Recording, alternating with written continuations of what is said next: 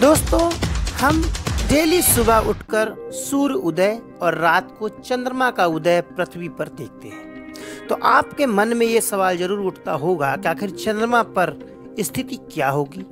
क्या वहां पर भी पृथ्वी का उदय होता होगा या सूर्य का उदय होता होगा?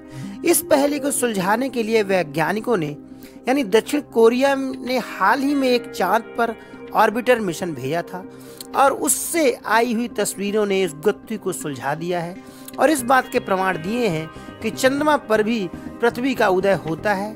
तो दोस्तों, आइए इस बात पर चर्चा करते हैं। दोस्तों, आप देख रहे हैं एन वर्ल्ड न्यूज नेटवर्क। कृपया हमें सपोर्ट और ज्वाइन जरूर करें और हमारे चैनल को सब्सक्राइब जरूर करें। तो आइए चलते हैं पूरी खबर की ओर। जी हाँ दोस्तों, सूर्योदय की तरह चांद पर भी होता है पृथ्वी का उदय। इस बात को जांचने के लिए दक्षिण कोरिया ने अगस्त में यानी 2022 में ही चांद के लिए एक ऑर्बिटर मिशन लॉन्च किया था। इस ऑर्बिटर मिशन का नाम धनुरी रखा गया। धनुरी लगातार चांद की तस्वीरें खींच रहा है और यह ऑर्बिटर नासा के आर्टेमिस मिशन से जुड़ा हुआ है। अब इसने एक ऐसी तस्वीर भेजी है, इस तस्वीर में देखा गया है कि जैसे चंद्रमा पर पृथ्वी का उदय हो रहा है। दोस्तों, orbiter Korea aerospace research institute ने बनाया है। दिसंबर से यह लगातार चंद्रमा का चक्कर लगा रहा है। स्पेस एक्स के फॉल्कन 9 रॉकेट से इसे लॉन्च किया गया था। इस ऑर्बिटर को धनुरी नाम से जाना जाता है। अब इसने एक तस्वीर खींची है और चांद और पृथ्वी जिसमें एक साथ दिखाई देते हैं। चांद की सतह पर लगभग 100 किलोमीटर ऊपर से यह रॉकेट लगातार उड़ रहा है और इसकी लगातार तस्वीरें खींच रहा है। साथ में सूर्योदय की तरह चांद पर पृथ्वी का उदय स्पष्ट दिखाई देता है। दोस्तों, आपको इस ऑर्बिटर मिशन के कुछ उपकरणों के बारे में भी बता देते हैं। इस ऑर्बिटर मिशन में करीब 6 उपकरण लगे हैं।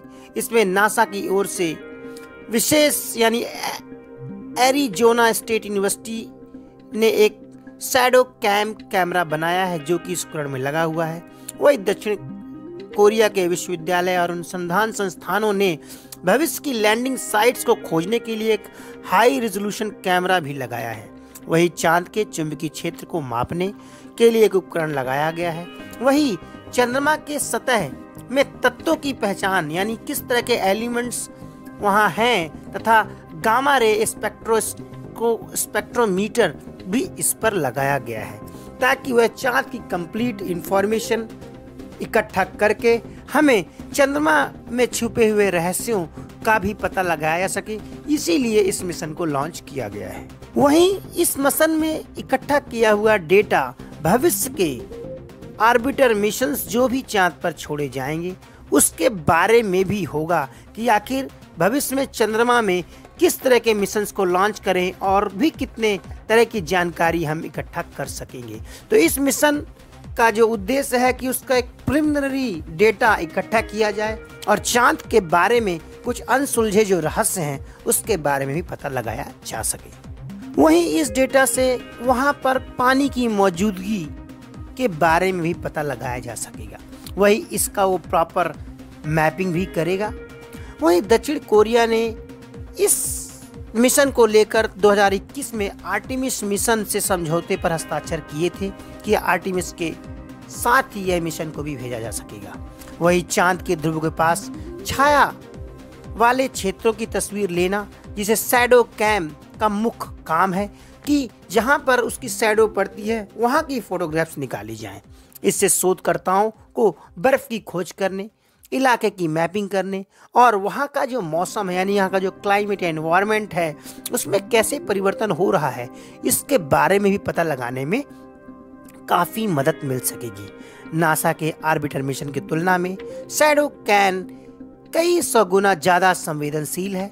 वही इसके कारण यह कम रोशनी वाले इलाकों की तस्वीरें भी खींच सकता है। तो दोस्तों, ये थी बात हाल ही में भेजे गए दक्षिण कोरिया द्वारा एक ऑर्बिटर मिशन धनेरी की, जिसने एक ऐसी तस्वीर दुनिया के सामने प्रदर्शित की है जिसमें कि चंद्रमा पर पृथ्वी का उदय होते हुए स्पष्ट दिखाई देता है। दोस्तों नमस्कार, हमारे चैनल से जुड़े रहने के लिए हमारे चैनल को देखते रहिए और सब्सक्राइब करके हमारा मनोबल भी बढ़ाते रहिए।